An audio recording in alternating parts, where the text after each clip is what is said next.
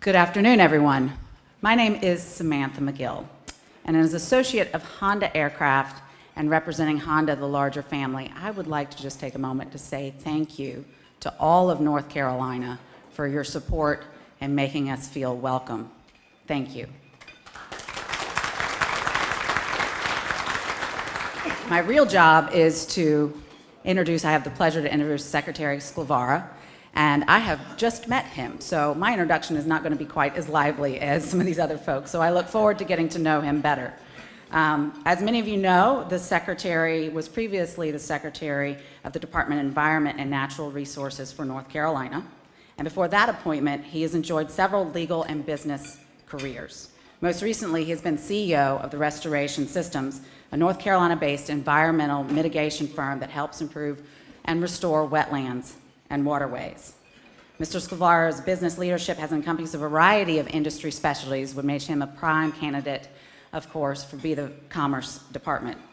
This includes recycling, physical therapy, law, and a business sector near and dear to my heart is, of course, aviation. He was the Chief Operating Officer for the Aviation Group Incorporated, which became the world's largest all-cargo airline during his tenure. So without further ado, please welcome Secretary Skvarla.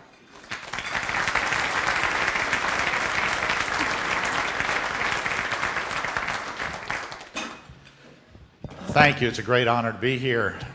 You sum up all the stuff that Samantha said. My wife says it's schizophrenic. I say it's old. You just hang around long enough, you do a lot of things. I've been told 10 minutes. I'm going to, like Lieutenant Governor, I'm going to talk a blue streak. I was asked to talk about two things: most important accomplishments of 2015 and what we're going to do in 2016. Let me digress for a minute. The high-profile issue in commerce is incentives. 2015 was dominated with an issue called incentives. Now, incentives aren't the most important component of economic development, economic recruitment, but it is the headline. When a board of directors makes a decision to move a company to North Carolina, or to grow a company in North Carolina, most times they've never been to North Carolina. So there's 100 factors or so that go into making that decision. The final 3 or 4 are site, workforce, but what's the headline? Incentives. And we generated a lot of national publicity about the fact that we were in turmoil about incentives. So in my humble opinion, the most important accomplishment for 2015 for the Department of Commerce is we kept our pipeline full in spite of the fact that we were perceived to be in turmoil. And I don't know if it was right, wrong, legal, or illegal, but we were making offers to company to come to North Carolina with a little asterisk next to it, if we do get our incentive package through the General Assembly. And I would love to report, I'm happy to report, that we now have, it took a long time, didn't it, guys? But we probably now have the most robust incentive package that's ever existed in the state of North Carolina, and certainly one that's competitive with every state in the United States. And I can assure you that it took a lot of hard work by the governor's office, the General Assembly, House, the Senate. But I'm happy to report, as of this moment, our dance card is full. So let's talk about 2016 and what are the agenda items.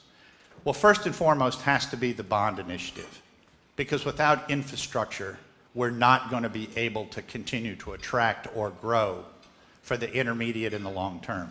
Universities, roads, ports, all are going to benefit by the bonds. The second one is something that is near and dear to my heart, and Budget Director Lee Roberts is here, and he is instrumentally involved in this. It's called Project Phoenix. There's Lee over there.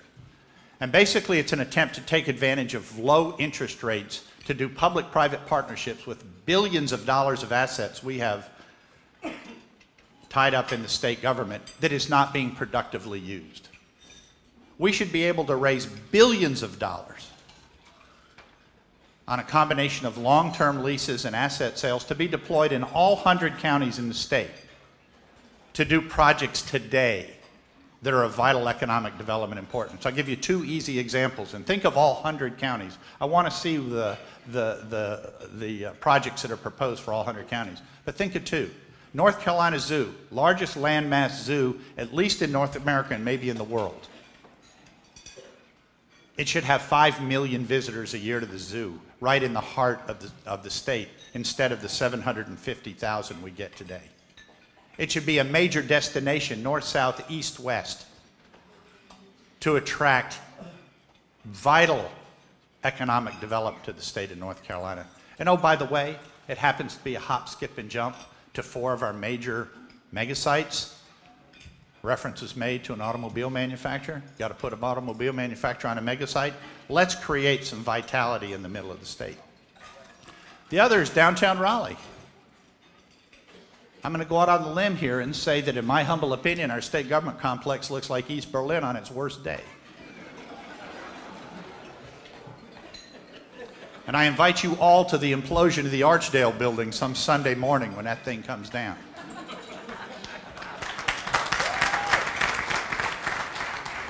Let's take those type assets and create a state government complex that not only is something that's befitting and representative of who we are as North Carolinians, but also a place that is going to attract millions of visitors a year to come and see. Another initiative, Senator Brown talked about the urban-rural divide. I can assure you that maybe other than Senator Ford, all the other members here have beat me mercilessly about what are we doing to help the rural areas. Well, I'll give you 3 things we can do to help the rural areas, and it's in our hands right now. One is the Broadband Initiative that's been mentioned twice. We actually have a fairly robust broadband system in the state that nobody knows about. Let's take the resources and have the most robust broadband Murphy to Manio in the United States. We're close. Number 2, there's an initiative called Crowdfunding. I've asked for this the last 3 sessions, and guys, I'm begging you. Crowdfunding is a way to get away from the federal securities regulation to allow small businesses to raise up to $5 million a year in small amounts from average citizens without all the red tape of the securities law. And the third is the Venture Multiplier Fund. The General Assembly put $40 million into the Venture Multiplier Fund. That needs to be an early stage angel fund where companies of all type can access capital. We need to expand the definition. It doesn't need to be just high tech, biotech, and pharma. There's $40 million in there from the Escheats Fund. How about let's make it $200 million, $100 million only for Tier 1 and Tier 2 counties, and $100 million for all tiers. Let's let the world know that we are open for business, because 80% of the jobs in this country are created by small businesses. Let's give them the tools they need to have. We have all that available. Last but not least, I've got a minute and a half left. I want to show you a short video that brings a tear to my eye every time I see it. We have a branding initiative in North Carolina. 50 agencies and organizations in the state, all with a different brand. We've got an initiative to get everybody under one heading. NC, Nothing Compares, North Carolina. We have a minute and a half video that we're very proud of, that I think is a great representation of our state and who we are.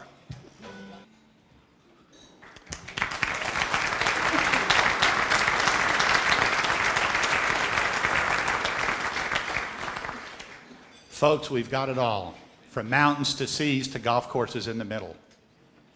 We are on everybody's list. Most states beg to get on the list. We are on everybody's list. Nothing compares to North Carolina. 2016 is going to be a great year. Merry Christmas to everybody, and thank you for having me.